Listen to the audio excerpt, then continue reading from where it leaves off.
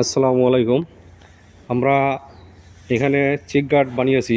তো এখানে আমাদের যে জায়গা আছে সেই জায়গা অনুযায়ী আমরা কতগুলো বাচ্চা রাখবো সেটা হিসাব করেছি। অর্থাৎ একটা মুরগির বাচ্চা জন্য আমরা সাধারণত 2 থেকে 3 ইঞ্চি পরিমাণ জায়গা রাখতে হয়।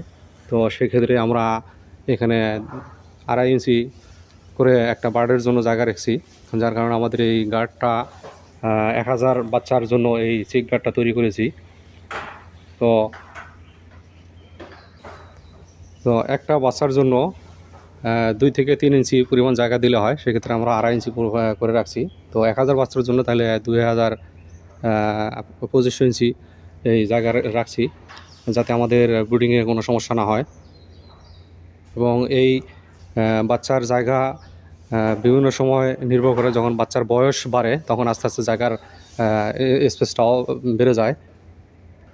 তো আপনারাও যদি কখনও কোনো গার্ড বা ব্রুডারে বাচ্চা ছাড়েন, সেক্ষেত্রে এভাবে হিসাব করে আপনারা বাচ্চা গার্ড বানাইতে পারেন, যে পার বাচ্চায় 2 ইঞ্চিও দিতে পারেন অথবা 3 ইঞ্চিও দিতে পারেন।